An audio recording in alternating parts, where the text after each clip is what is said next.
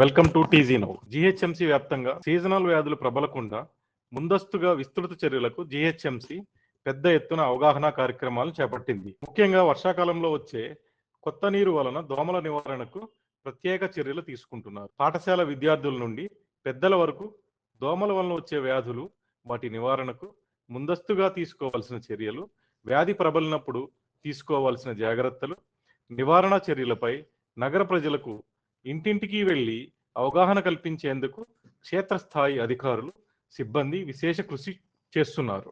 ఈ వర్షాకాలంలో దోమల ద్వారా వ్యాప్తి చెందే డెంగ్యూ, మలేరియా, చికెన్ గున్యా వ్యాధుల నియంత్రణకు ఏఎల్ఓ స్థాయి నుండి చీఫ్ ఎంటమాలజీ వరకు, శానిటేషన్ వైద్యాధికారులు, సర్కిల్ స్థాయి డిప్యూటీ కమిషనర్ వరకు సమన్వయంతో పూర్తి స్థాయిలో దోమల నివారణ, వాటి ద్వారా వ్యాపించే వ్యాధులు ప్రబలకుండా ప్రజలను అప్రమత్తం చేస్తున్నారు. నగరంలో వ్యాధుల వలన నిరుపేద ప్రజలకు ఇబ్బంది కాకూడదనే ఉద్దేశంతో జీహెచ్ఎంసీ కమిషనర్ అమరపాలి కాటా అన్ని విభాగాల అధికారులను, సిబ్బందిని క్షేత్రస్థాయిలో పర్యటించి నివారణ చర్యలకు కావలసిన అన్ని చర్యలు తీసుకోవాలని, ముఖ్యంగా అన్ని విభాగాల అధికారులు సమన్వయంతో నియంత్రణ చర్యలపై ఫోకస్ పెట్టాలని ఆదేశించారు.